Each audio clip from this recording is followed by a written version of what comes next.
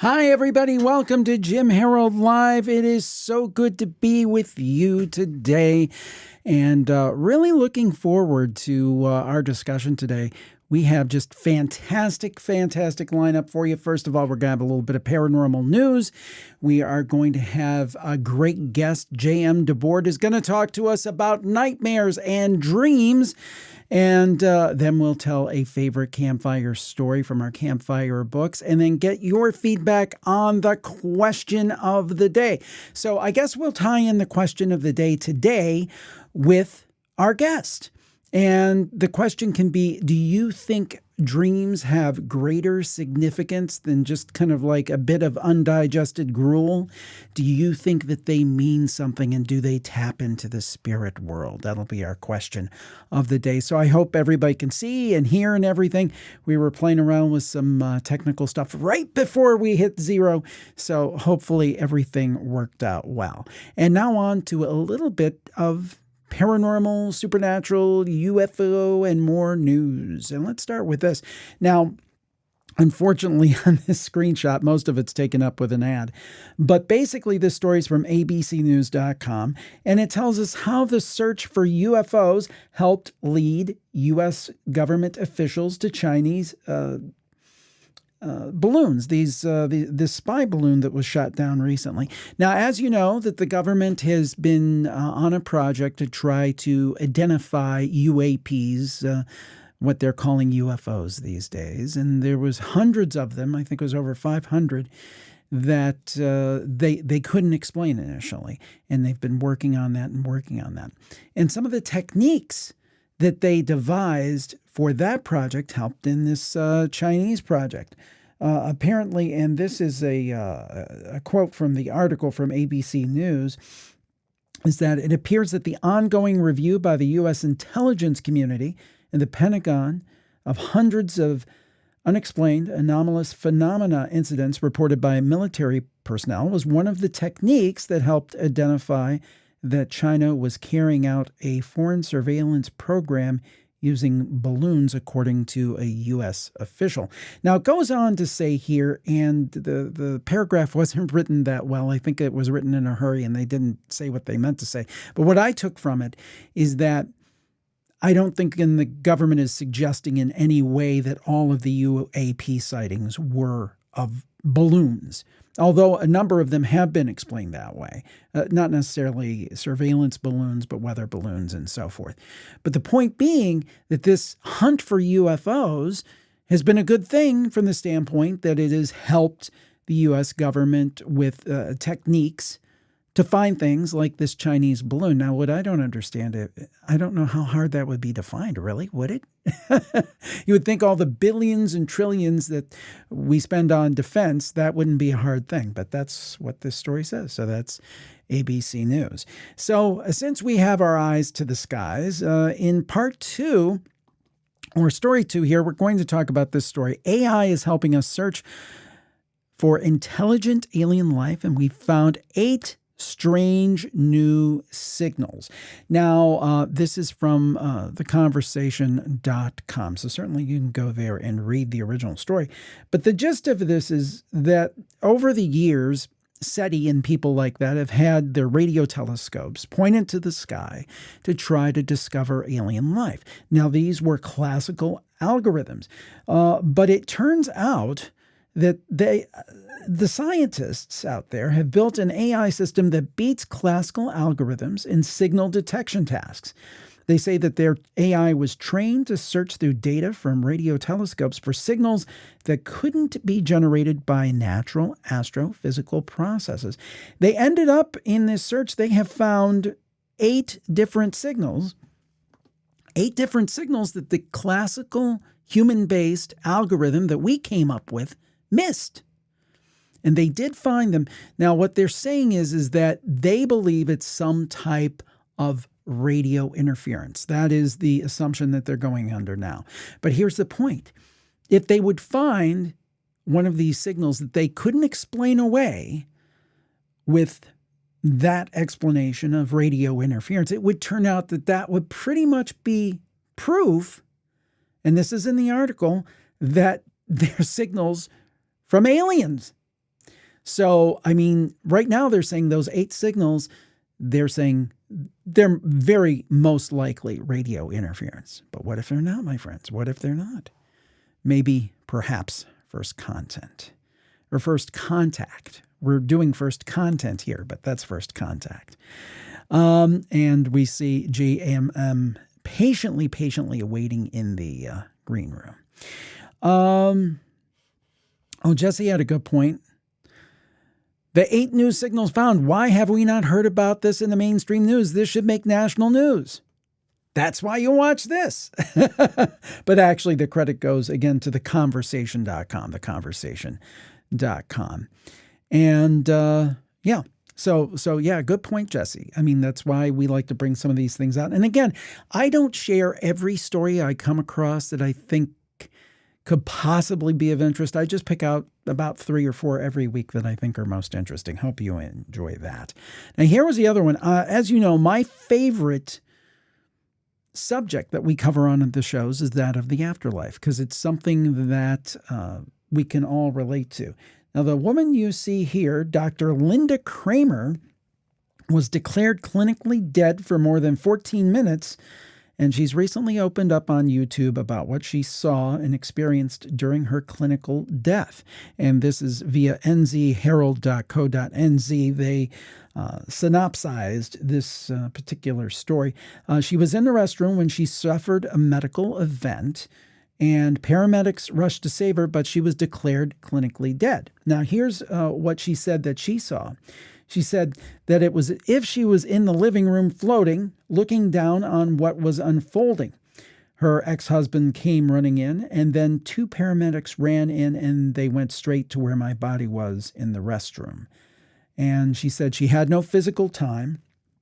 She was floating in the living room. And then she recalled that she was in heaven, being in heaven. And even though this was a relatively short amount of time, 14 minutes, it felt like it was 5 years. And she said that she saw a mountain range that was, quote, 30,000 times higher than Mount Everest. She said she saw many things you would not see on Earth. Blue orbs came into the house and were buzzing around her.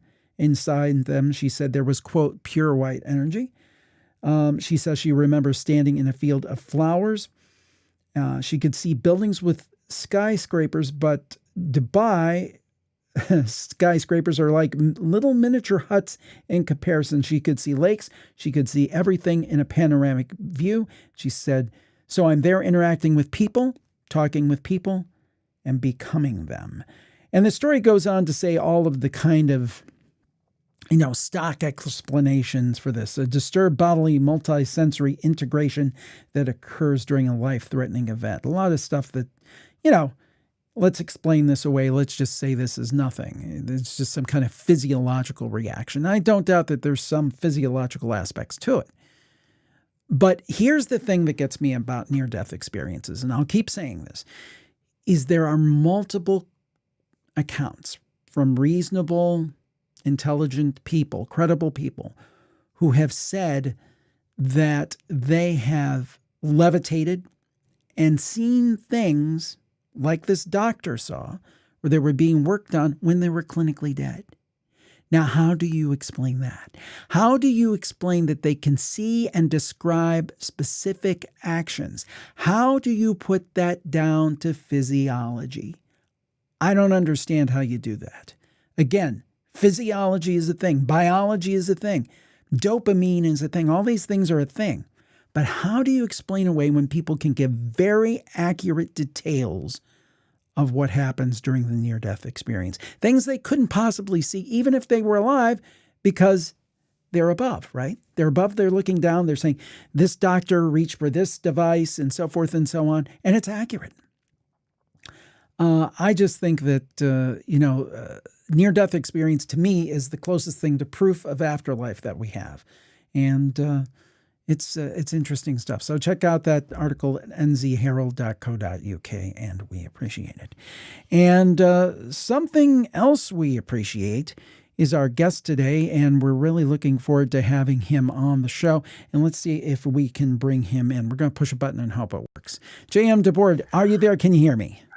Wow, the technology is amazing. Are you I, hearing me okay, Jim? I am hearing you loud and clear. Good to see you. So good Good. to Good to have you hear. on the Yeah. show again. It is indeed amazing. Before we start our conversation, I want to tell folks a little bit about you. I figure most of our people are familiar with you from our previous discussions and all your other work. But this is JM Debord, A.K. Radow. He is the most trusted name in dream interpretation.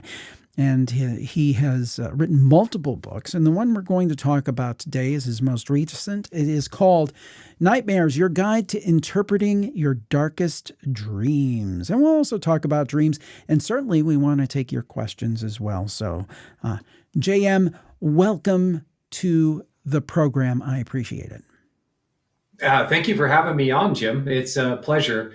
And I just want to say that consciousness is received by the body, not created by the body. So Yeah. um, Yeah. we've we've been fundamentally getting this equation wrong. We think that consciousness arises from some kind of brain process. An epiphenomenon of brain function is what you'll hear in neuroscience. But I think that consciousness is actually being received by the body and translated by the brain into an experience of the five senses, here in material reality. But if we start looking at consciousness as coming first, as in the philosophy of panpsychism, then it will, I think that that will get us on the right track to discovering, what the true roots of it are. So, Yeah. very interesting discussion to open the show. Yeah, the thing is that with the near death experience, I think that, and we had, I'm blanking on his name. We had a gentleman who had been a doctor for many years, not necessarily a believer in anything woo woo or spiritual, who was on the show. Go ahead. Eben Alexander. Well, I had him on, but this is somebody else. Bruce, it's Okay. not Goldberg. I can't remember his name. It'll come to me. It'll I come to me. And, but I have spoken to Lipton, Dr. Bruce Lipton. Alexander. No, not Bruce Lipton. I've had Bruce Lipton on too, but this is a different Bruce. Away. If anybody can look it up, he wrote a book named Away, I believe was the name of the book. Okay. But anyway, what he was describing was he's not a believer at all. But with the NDE, he had a patient who had one of these NDEs, and the patient came back and was explaining how he got a spaghetti stain on his tie when he was a very young doctor. And it made him want to look into this, and now it's been a big part of his life's work. So, really, Bruce Grayson, thank you, Suzanne. Thank you. There she is. Thank you, Suzanne. I just was blanking on the name, so I apologize for that. So, and we've got a couple more people here saying it. Android Paranormal said it, so we really appreciate that. So, JM, we talked about this book Nightmares, and we talked about the genesis of it a little bit. Can you tell folks about the genesis of the idea for the book and how that came about? Yeah, it actually kind of began on your show on a live broadcast. The first one you did, you had me on as your guest, and this was a few years ago. And one of your callers asked, they were describing an experience that I felt like I needed to validate because people look to me as the author, the expert on dreams, but sometimes people can have experiences in dreams that fall outside of the conventional bounds. And this was one of those experiences that your caller described something similar, where something entered into their dream space that didn't seem to be in the conventional mold. It seemed to be a presence. It was dark.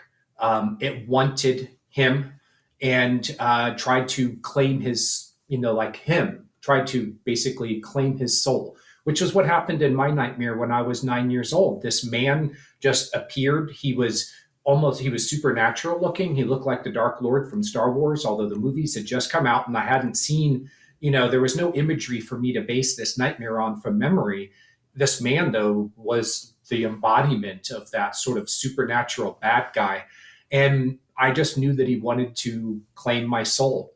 For the next 30 years, I continued having those nightmares. And as time went by, I found that this presence that began in my dream world was congealing into my waking world.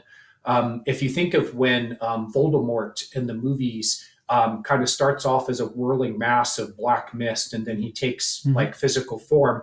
I never had a physical encounter with this creature, man, in my dreams. I mean, in real, like, physical reality, but he definitely was a presence in my dreams, and he seemed to congeal behind the scenes of my physical reality. Of course, I didn't believe that such a thing was possible until I went to see a shaman, after a friend told me that she thought that what I was experiencing was, let's just say, paranormal, and that she knew someone who dealt with this kind of stuff. And I went to see the shaman, and in a ritual, we actually went into the realm where this man, who was in my nightmares to begin with, had continued recurring in my nightmares, where he actually existed. And we had a little talk, and we came to a resolution so that he would leave me and my family alone.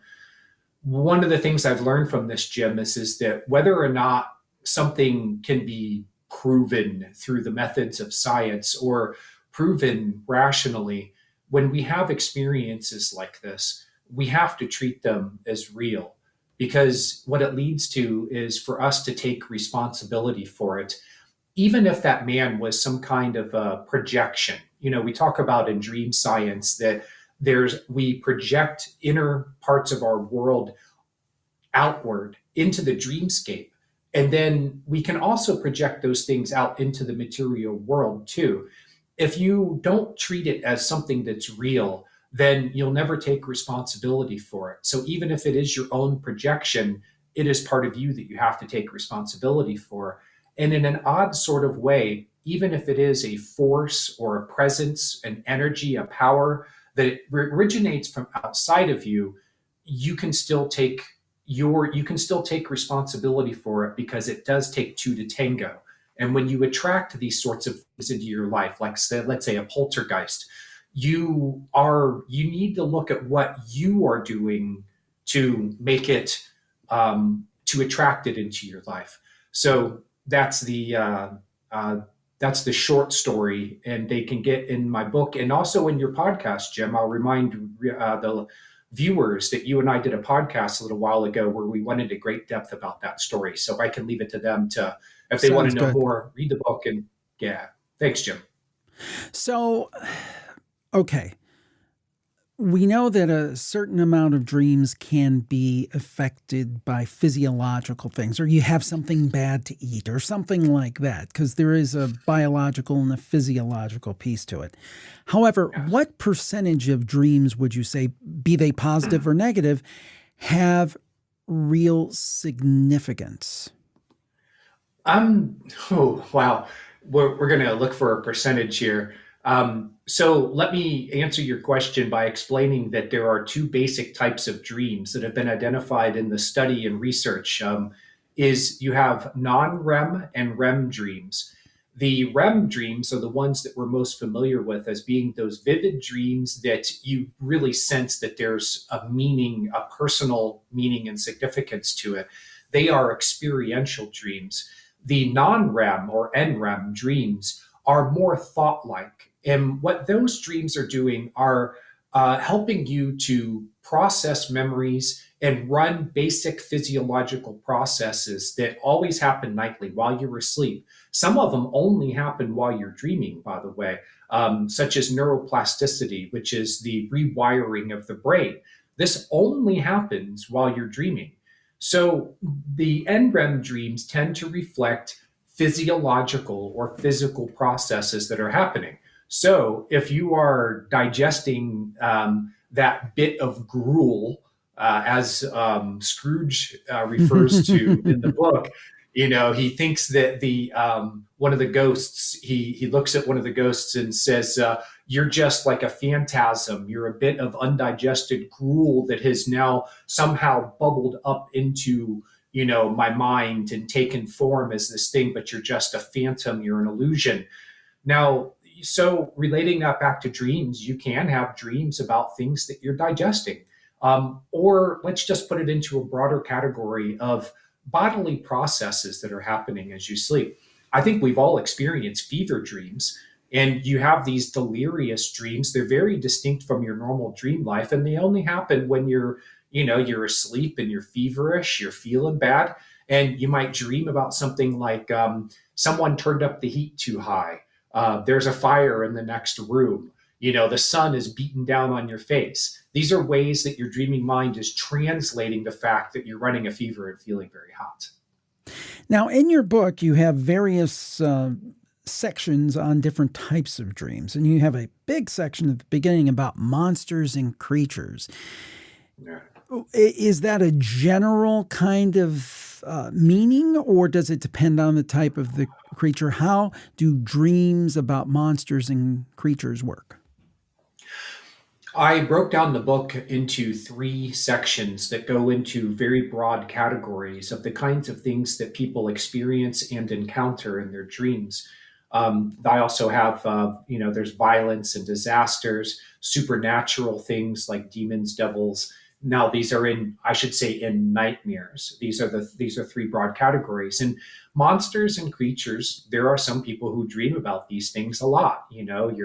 Your vampires, your Frankensteins, but I also included things from pop culture, more recent pop culture, such as the girl from The Ring and Slender Man, because as a moderator at Reddit Dreams, I have my eye on what people are dreaming about right now. And these, what started off as movie monsters have really entered into people's nightmares, and they take on some kind of personal meaning to them.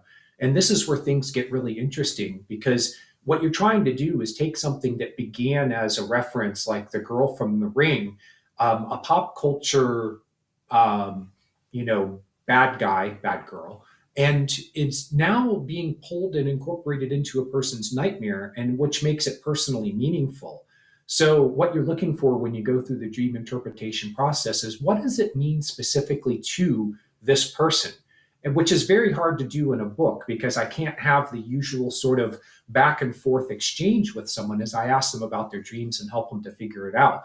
But what I do in my book is I give a lot of general sorts of ideas about what the symbolism could mean. Like in my book, I talk about one guy who had an encounter with the girl from The Ring in a mansion in a dark hallway, and she pops out and she like attacks him. And we looked at like what has been going on in his life recently. And it turned out that it basically went back to conflicts and arguments he'd been having with his girlfriend. Now, he was also a young guy who, this was like his first, major relationship, the first time he'd really gotten close with someone in a romantic way. And it really scared him when he saw this other side of his girlfriend. She was normal, she was one person normally, but when she would get angry and argumentative, he would see this other side of her. The dream dramatized it. It used the girl from The Ring to pull in as a character to dramatize this idea of having conflict with a female, but also to illustrate the inner dynamics of what's happening, because he's scared by this behavior.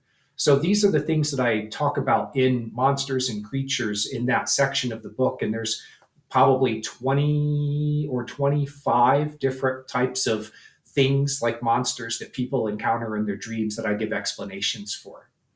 Now, in terms of nightmares, I mean, people have dreams of tragedy. We actually had someone recently on our Campfire show who had a dream of a bus crash and that she had rescued a baby or something. And then she literally went to her computer to look this up. And there had recently, I think, been, like within the last 24 hours, a bus crash. Yeah. With a very kind of similar scenario to what she saw. So I don't know what she was tapping into. So two questions kind of rolled into one. First of all, is it possible for us to tap into like the universal unconscious and tap into things going on around the world? And what about fears of, you dream of a plane crash? Does that mean you're going to be in a plane crash? So how do you feel about precognitive dreams and dreams about things that you couldn't possibly know, but it seems like you know them? Well, it was my appearances early on when my first book came out, Dreams 123 in 2013. My early appearances on your show, where I got asked a lot of questions about precognition by you and your guests, where I needed to find out for myself, what is the reality behind this, if anything. I knew already that there was a reality behind it because I'd been experiencing precognitive dreams for years. I just didn't have a word to describe what my experience was. I just knew that my dreams could show me what the future was going to be or what it could be. And oftentimes it wasn't anything major. It would be like conversations, bits of conversation I was going to have, places where I was going to be, sometimes places I'd never even been to. But I would be there like, oh, this new restaurant opened up, and some friend calls, says, let's go out Friday night. And I find myself in this new place and I look around and I go, damn, I dreamed about this. Like I was here, you know? And so I think we've all, at least most of us, have experienced this. In fact, precognition is a natural ability of the mind, and everyone is said to experience it at some point in their lives. I think that we all experience it in our dreams. It's just most people don't remember their dreams well enough to know that it happens for them too. But the other side of it, where you see things that are going to happen in the future or that are happening presently, there's also a sort of telepathic thing at work. It's called dream telepathy, and it's a subject that's been debated in the dream community for going back all the way back to like Sigmund Freud and Carl Jung. They and some of the other famous psychologists of their day had big debates about this, and they generally accepted that it was a real phenomenon. They just couldn't explain how it worked. And you can have dreams that kind of take you into the mind of other people and even into their into their life. You can see things that are going on with them that are very accurate, sort of like those NDE experiences where people are, they're unconscious and being operated on, their heart stopped, and they're there in the room seeing what's going on as their doctors are working on them. People have experienced that in dreams too. In fact, on my show, on my podcast, The Dreams That Shape Us, episode 6, even season 1, or I don't know, it's the Rochelle episode. She had multiple dreams about an old friend of hers that she had no contact with for a few years when these dreams started happening. And it happened over and over again, where she saw details of his life, like he was getting married. She saw what his wife looked like. She knew then that they were going to have a child. She knew the gender of the child. She knew what they were going to name the child and what the child's nickname was. Wow. So these things can, yeah, I've run across a lot of these, Jim, and you and, George Nori at Coast to Coast, you guys really hit me with a lot of questions about this stuff. And I'm like, well, this is what people are really interested in. So I better go out and do my homework on this. And I found out that there are theories in our accepted physics that actually explain how this works. One of them came from Russell Targ, who's a physicist, and another came from Julia Mossbridge, who's a neuroscientist. Yes, I've and I read up on their Julia, work. yes. Julia is, she's golden, man. She's precious. So these precognition really does happen, and people really can see into things that are going to happen, including disasters like the bus crash that you talked about. But here's the thing I would do first with someone if they came to me, and this does happen. People come to me when they have these dreams and they want to try to figure them out. And it's kind of difficult to tell if it's telling the future because you don't know until it's already, the future is here, But one of the things that you can do is try to interpret the dream conventionally. See if you can find personal symbolism in it. It could be a coincidence that she had a dream about a bus crash and a baby dying or getting hurt on the bus. I forget the exact way that you explained it, but I would go through that and see if I could find something that resonated with her, where that scenario in the dream is a way of describing some kind of event, situation, or circumstance in her life. AP had this question for you, and if you could follow AP's example, if you have questions for JM, we've got him probably for another 13 or 14 minutes. We'd love to get your questions. Put a Q in front of your question, and we'll bring it up on the screen. And AP wants to know, what are the best ways to tell whether a dream is generated by our own brain or one generated or two, I think he's saying, generated or influenced by something outside our brain, or is it different on an individual basis? Good question. Oh, yeah. It's different on a dream basis.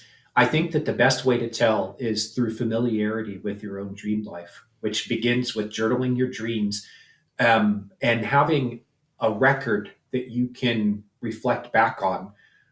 Over to my left here, my dream journal is sitting there in a notebook, and that is one of, over here in this cabinet behind me. There's about 10 other notebooks, and these are just from the last 5 years or so, of dreams that I've recorded. And I reflect back on them, maybe once a month or so. I'll go back and read them so that I refamiliarize myself with them. So what I get over time is a pattern of things that are taking place, or the pattern is taking place in my dream life. I can see it and identify it. So those dreams that come along that are unusual and don't fit the mold, they really stick out to me because of my familiarity with my dream life. There's also an energetic quality to the dreams where something from outside of you enters into your dream space. This is an analogy because it's not really entering into your dream space. It's more like a signal that's crossing, and you're hearing two radio stations at once. Um, Back in the day, we used to have an analog dial on our radios, and you could Yep, I actually remember tune it that. right between the frequencies, and you could get across. This is kind of what's happening, is that these frequencies are crossing, and they're both into the same. You've got one listener, which is you in the dream space. Using the analogy of a radio, you're a listener, but you've got two stations that you're picking up at the same time on your receiver. And so it has a different quality to it, Jim. You can feel it energetically. If you get a little more advanced with your awareness while you're dreaming, which comes from just general practices such as mindfulness, meditation, then you can start to engage with the things in your dream space and question what they are. And that is another way that you can tell as you get experience. You can tell the difference between something that is taking form in a dream, but really it originates from somewhere in your own mind and in the broader picture that's called the psyche, or it's something that is another signal that's starting to cross with yours and you're picking it up. It could be another person who is dreaming. This is probably the most common experience that people have in sort of the normal, among the broad swath of the population. The most popular or common experience that I encounter is that people have shared dreams where Yes, they I was are going two to or more ask people you in the same about that. space. Yes. Go Yes, for we've it. had people call on Campfire and tell those stories. It's amazing. Yeah. Well, a shared dream is where two or more people. I've got a good story. I think I shared it on one of your podcasts where there were five members of the same family who all had the same dream. And the thing that I discovered about it that was really mind blowing. See, we have this idea that shared dreams work from some kind of brain signal that's crossing, kind of like that analogy I used earlier with the radio stations, two of them that are coming into the same receiver at the same time. But that's not how shared dreams work, at least the kinds that I've been able to study. Because in the one with five members of the same family who had the same dream, well, four of those family members were asleep and dreaming at the same time in New Jersey. One of those family members was in Tokyo, and when Wow. he was awake when they were asleep, and then when they woke up in the morning in Tokyo, it was time for him to go to bed.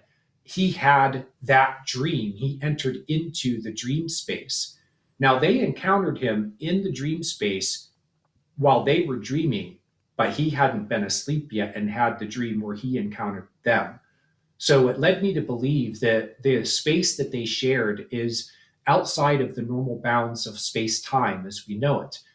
The physical material reality of space, three dimensions of space and one dimension of time that we understand best because we experience it, as living human beings here on Earth.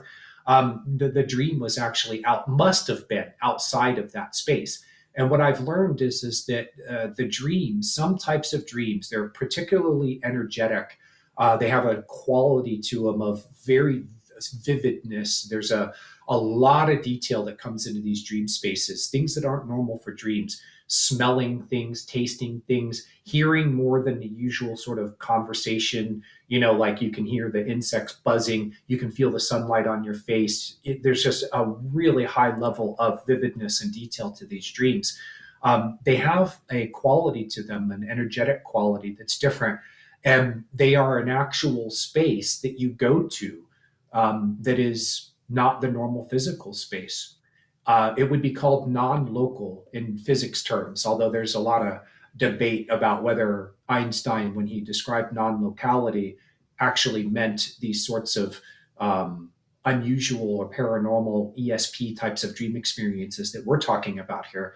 But according to people like Russell Targ and Julia Mossbridge, and I agree with them in my own research and opinion, is that's what's happening. The dream is actually a space that you enter into, and all we can say about it is that what we can say conclusively about it is that it's not in normal time space as we know it. We've got some questions from the audience, so I want to get to those and don't want to take too much of your time. We'll try to go through them relatively quickly here, but some really good ones, really good ones. So Sylvia wants to know, let's see if we can pull up here. Sylvia wants to know, what do you think of the Akashic records? She says she has accessed what she believes to be her Akashic records in her dream state and have seen, again, what she believes to be a couple of her past lives. And thank you, Sylvia, for your question. That was another one that I had to go and find out for myself what was going on, because I got a lot of questions about it when I did media interviews and also engagements on Reddit. I'm known as Rat Owl there, and I've been the moderator, the main senior, just call me the senior moderator at the Dreams community, so dreams.reddit.com. I'm also the senior moderator at the Past Lives community and the Edgar Casey community. And Edgar Casey was one of the first Westerners to explain past lives and reincarnation, that it was a real thing, that he struggled with it as a Christian, Western culture background where we don't believe in these things, but they are real. And my dreams were my introduction to it, where I was given a dream where it didn't show me a past life. It told me, a character in the dream told me that I'd had a past life, and that she gave me a name, and it sent me on a 10-year pursuit of finding out everything that I could, because that name was associated with a figure in history. Now, what that did is it grabbed my imagination and made me write a novel. I ended up turning all this information I got through my quest to find out about my past lives, which began with a dream, and it ended up becoming a novel. But then it also led me into finding out from the people who've studied this subject whether there is a reality to it, and I think there is. So the question involved the Akashic records, which I should explain is a record of time that is said to be imprinted onto the fabric of our reality, that space-time is considered to be a medium, a recording medium, that every moment of space-time experienced by everything that is conscious within it is recorded onto, it's all there. There's records of it, and that these can be accessed through the mind. Some people say that we used to have a technology in the Atlantean times where we would use crystals to be able to sort of tune into the frequencies where these records are stored. And to make a long story short, yes, you can access it through dreams. But like my answer to the other question is, you really need to go through and test the dream for things like personal symbolism, and narratives that are involved in the dream that are using a theme of something like a past life to tell a story that is really more personal about you. Another thing about past life dreams is they'll tend to recur. So that's another thing. If you find yourself back in the same time and place with this scenario where you are someone else, but you're someone else, but it's you, and you're experiencing their life through their eyes. Sometimes it's a fly on the wall perspective, but oftentimes you're seeing it behind their eyes. And you can think of all these details about that person without it even having to show in the dream. Things like where they were born, who their children are, what their parents' names are, the place where they live, major events in their life. That is a big clue to follow that it might be related to past lives, and what you're actually seeing in the dream is something from the Akashic records. Again, thank Sylvia for her question. Gobsmacked wanted to know, I used to be a profuse dreamer. I barely dream anymore, or I'm not remembering them like I used to. Any advice on possibly cultivating more dreams? Thank you for your question, Gobsmacked. Yeah. This is really important in my line of work because I need people to remember their dreams so they can go to a dream interpreter, or buy a book from, someone like me. This is how we make our living, is because people remember their dreams and they want to know what they mean, but they have to remember them first. And I start people when they're having difficulty remembering their dreams. I say, are you giving it the time, and do you really have the desire? These are the two fundamental things that you need to sort out first, because the time part of it is very important. You need to think about your dreams first thing when you wake up. If you are shooting out of bed, like a rocket, and starting your day at a run, you are not giving time for to focus on your dreams. These memories are the word I use is gossamer. They're thread-like. They are easily sort of broken, and what you need to do is stay still and undistracted and just think about your dream memories when you wake up. Now, the second half of this is the desire to do it. I find my dream life to be fascinating. I find that these dreams are not just fascinating, but important and meaningful. Some of the best self help and reflection that I can give on myself comes simply by remembering my dreams and giving it a little thought. It doesn't take that long on it, 10 or 15 minutes. But if you don't give it that time in the morning, you're unlikely to remember your dreams. And if you don't have a strong desire to remember your dreams, then you're not going to give it the time that it needs. Another thing that helps is to think about your dreams before you go to bed. Like, review your dream journal is one of the best prompts for me to have a night full of dreams. I'm going to be dreaming anyway, but what it does is it brings more awareness into the dream space that then encodes those memories in a deeper sort of way. When you sleep very, very deeply, you tend to not remember your dreams. This is normal for people who, they get done with a long work week, or they're in the middle of it. They've been pulling a lot of shifts, or putting in the hours, or whatever it is that's making them give a lot of energy, and they're going to bed exhausted, very unlikely to remember much from their dreams. So another part of it is to have a ritual where you prepare for sleep. Give yourself some time to transition to sleep. Like, I like to read a book. It helps me to go from the busy activity of the day to, the activity of the night, my dream activity. And giving it that sort of making a ritual out of going to bed really helps. At my website, dreams123.net, just put that into dreams123.net and then remember dreams. Put it into a search engine, and it'll take you right to the page that I have there where I give 10 things that you can do to help you to have better recall of your dreams. Do you have a few minutes? I know we're come up against the time that I told you. Have you a few minutes to go through a speed round here? Okay, we'll try to hit these ones fast because I have about 7 or 8 questions here. All right. Okay. This one seems like pretty straightforward. Renee wants to know, can dreams help us with difficult times in our lives?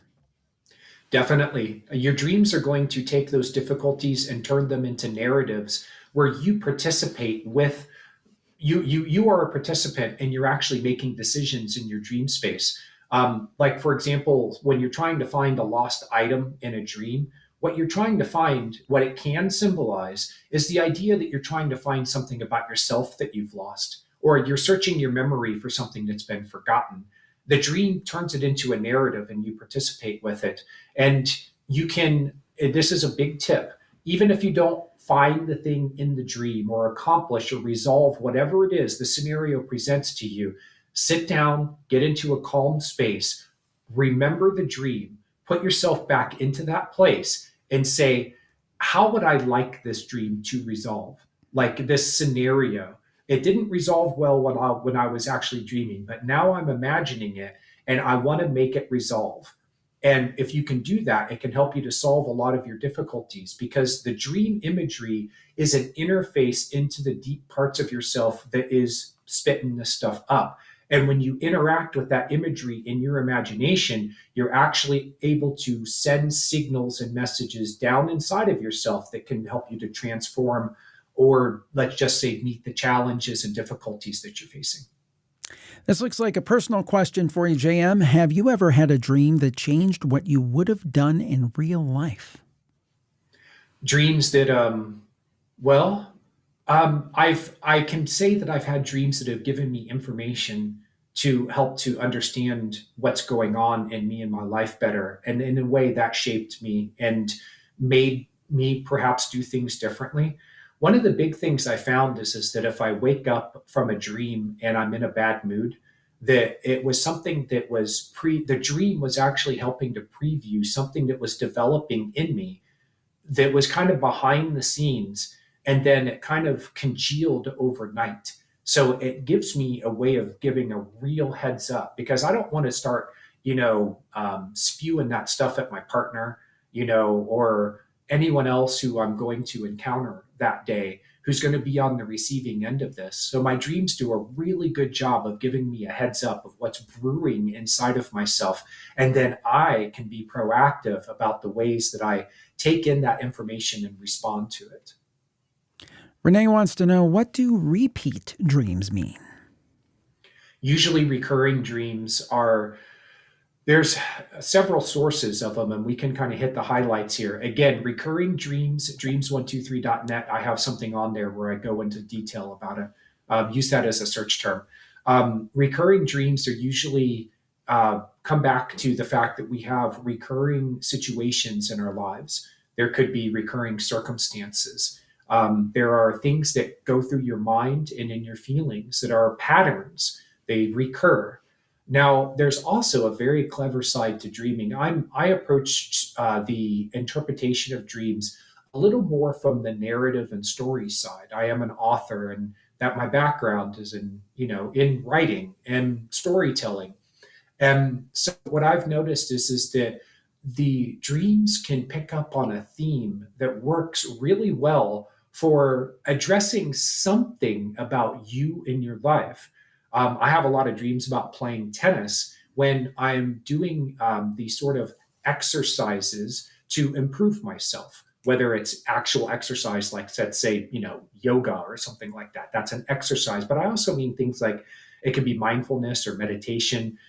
Sometimes it's the things that I'm reading, that I'm expanding myself and my knowledge. And those things will come up as games of tennis. And the reason for it is there's sort of this back and forth that's going on inside of me. Also, an idea of trying to focus in on something and really see it and hit the mark. You can see those ideas played out in a game of tennis where you're trying to hit a ball. You're trying to hit the mark. You're trying to focus on something that maybe is a moving target. So recurring dreams usually pick up on that. And I will say this, I find them to be the best dreams to work with for dream interpretation, because you don't want to just interpret one dream. You want to put the dream into a larger context. And the best context I find is in overall dream life, where you can see that you've had a certain theme, places, people, actions, themes in your dreams that you can track over time, because then you have a broader base of data to work from to be able to figure out how those dreams are connecting with you in your life. Actually, a perfect follow-up to that. Hillary says she has a lot of recurring dreams, specifically about zombies attacking her. That's why she avoids watching zombie shows. Any thoughts, JM? Any thoughts? Yeah.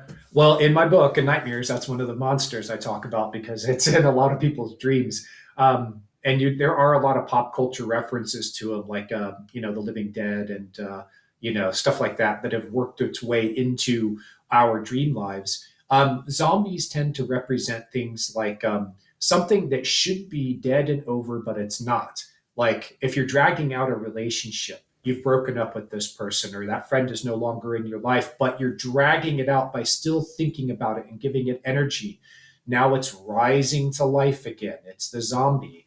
It's a heck of a metaphor for mindlessness, I found that a lot of people have zombie dreams when they're in really bad depressions because they feel really listless and they don't have any energy. But here's another one: is a zombie is something that is stuck between phases.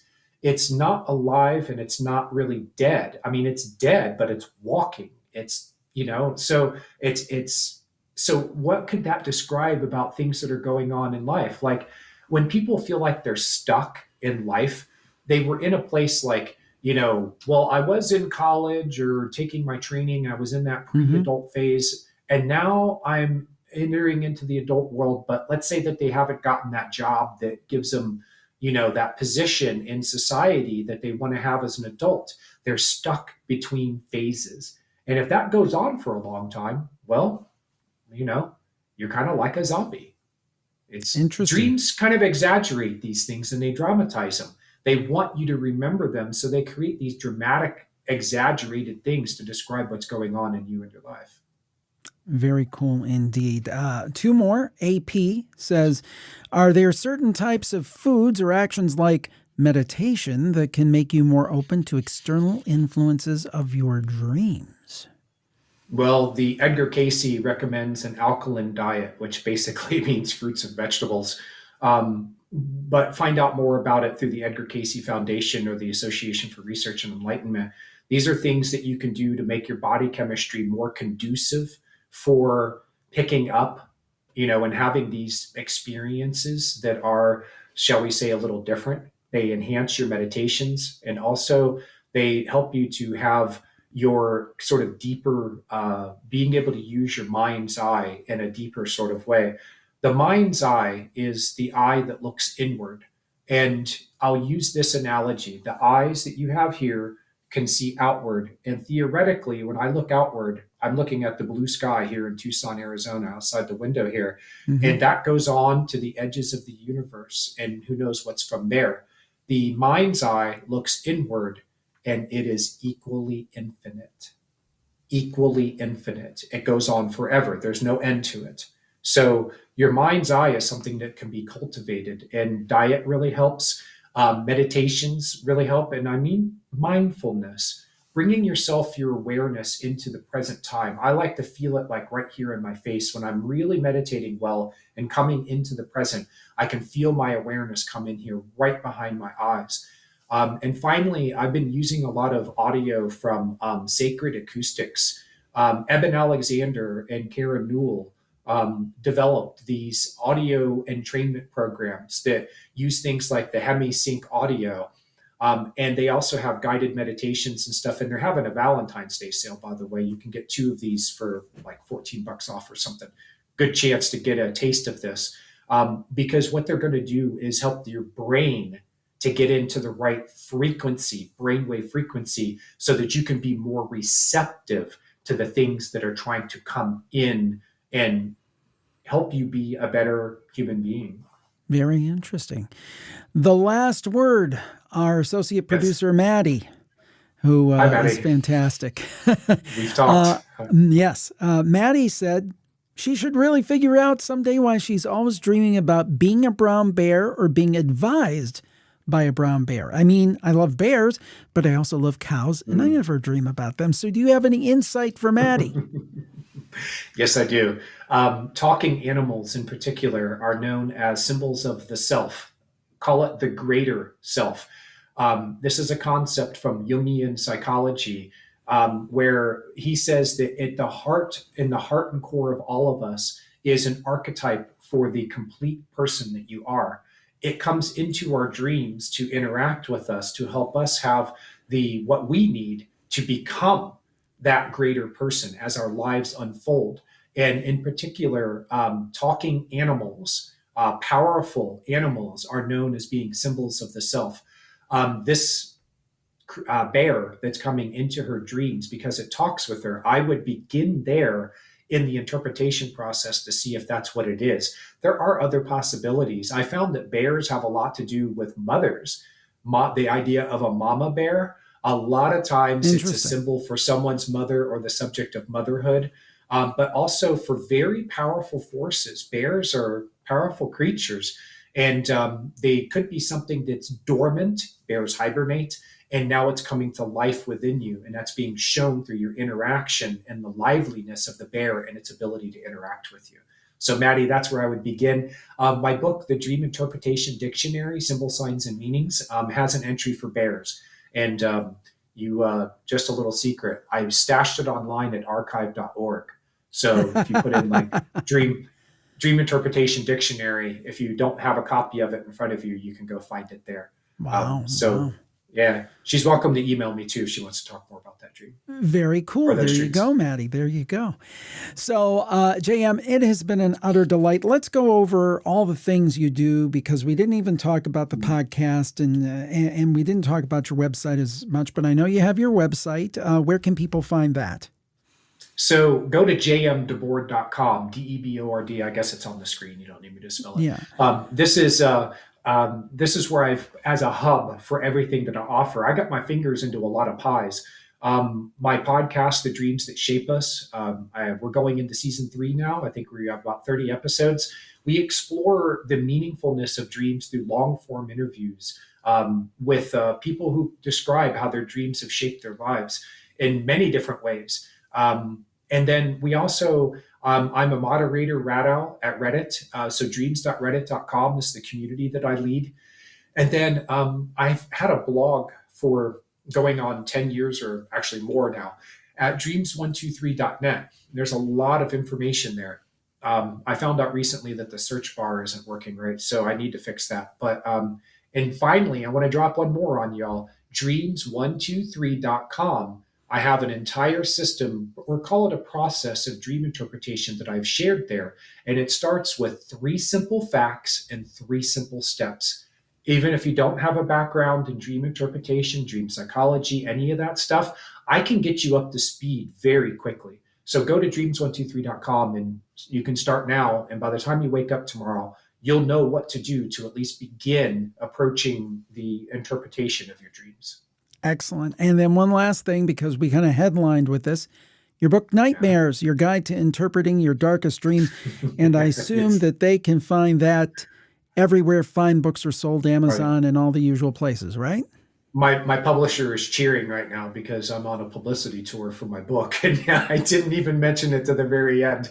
Nightmares, Interpreting Your Darkest Dreams. Yeah, it's at Amazon and all the major booksellers. It's through Visible Ink Press, which is a fairly, I mean, they've been around for more than 30 years. They're and they great. Have their fingers into a lot of places. Yeah. They're one of my favorite publishers. They always, I mean, pretty much when a Visible Ink book comes my way, I know it's going to be good. They really do a great job. They're one of the best.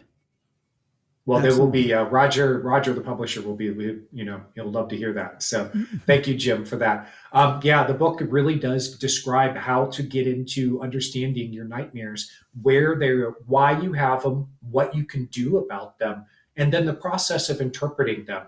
And it doesn't take an expert. I will make you an expert by the time you get done with that book. You can read it beginning to end, even if you don't have frequent nightmares. There's a lot of knowledge packed into it about nightmares and the psychology behind them and the personal meaning and significance of them. So I love that book, and I hope that readers also love it too. Renee was asking, is there an audio book of it? Thank you for asking that. I've been getting on the publisher about it. Behind me here is my audio recording station. I'm an audiobook narrator, and I have been asking them. The answer is no, Renee, but not yet, because the publisher, I've asked them about this, and they keep hemming and hawing about it. So I'm going to get on them to have me narrate my own book about nightmares. And Jim, maybe you can make an announcement on your show when that's available, because I can knock this out here in the next couple months. Thank you for asking that. I hope there is an audiobook I hope the audiobook version is coming soon. Yeah, and you can clip this and send it to your publisher and say, hey, look, people are asking for it on the live stream. That's right.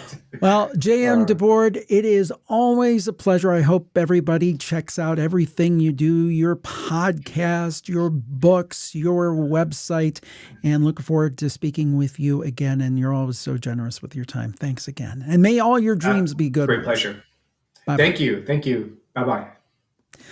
That was a lot of fun. Really enjoyed spending some time with JM as always. He's always so great and so generous with his time. So now we're going to do a campfire story. And by the way, thank you all for your great comments. I want to get you to answer that question of the day. After this, I want you to tell me, do you think dreams are significant, or is it just like so much undigested gruel? I think we know the answer for most of us. But anyway, this is the story of the reclining ghosts or ghost, and this comes from my Jim Harold's Campfire True Ghost Story book series. And there's 5 books. I've got to get that 6th one out sometime, and you can get them on Kindle and paperback at Amazon, or the direct links are at jimharoldbooks.com. So now let's read it. It is from True Ghost Stories, number 2, Jim Harold's Campfire, and this is called The Reclining Ghost. The Reclining Ghost. I literally just grabbed this off the shelf, remembered this is a good story. Haven't read it recently, so hopefully I won't fumble and stumble too badly. The Reclining Ghost, and this is from Jeannie in Washington State. It is a strange story that started about 10 years ago. My mom had a very nice friend who had some furniture that she wanted to get rid of. So my mom was happy to get it. I mean, who wouldn't want free furniture? My brother and I went with my mom to this woman's house, and her husband, who was in his late 80s, was still alive at the time. He had 2 recliners and a couple of dressers that they were giving away. The chairs were both the same color. The man told my mom very directly, "You can have these recliners, but only you can have them. Nobody else." My mom said, "Okay, I'll take the recliners. I'll take the furniture. I don't mind. I'll keep it." She didn't really think about giving any of it away to anyone else. A couple of months or so after my mom got the furniture, this older man passed away, unfortunately. After his death, we started experiencing some weird things with one of the recliners. I remember sitting in the living room, and sometimes when I'd be by myself, I'd hear something in the garage moving around, but I would ignore it. Sometimes I would make a joke. I would tell the ghost, "If you drop anything, you're picking it up, because I'm not getting up from here and picking it up. You made the mess, you pick it up." There was one instance where my brother got really sick. He had one of the recliners in his room, and he got appendicitis. We were thinking maybe it was in relation to the chair, because he was in his room a lot. A deep depression had come upon him. We really don't understand it, but after a while he got better, and he got surgery and everything. Thank God he survived it. After a year or so, we got rid of one of the chairs, and we gave it to my elder sister. She lives up north from us. She was happy to get the free furniture too, so she took it and put it in her son's bedroom. My nephew would tell her that sometimes at night he would see the chair move. He would see this hand come across the resting arm area, and it was tapping in a way, like tapping its fingers. He told his mom, "There's this arm. I'm seeing this thing. I don't like it. What is this?" She didn't believe him and said, "Just ignore it. You're tired. You're stressed from school." He insisted that he was seeing something. Then one night, it happened again, and this time he went to his mom and refused to go back into the room. To reassure him, she offered to take the chair and put it in her room to show him that there was nothing to it. A couple of days later, after they went to bed, she started to hear something. She looked and she saw the chair moving. All of a sudden, she started to see the apparition of an arm come up.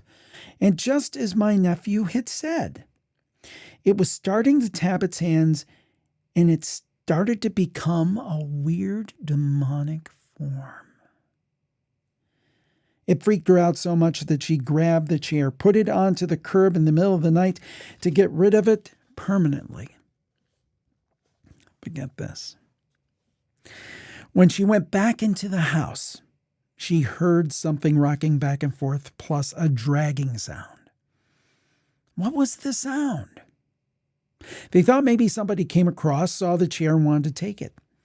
She and my nephew looked out the window and got a real shock.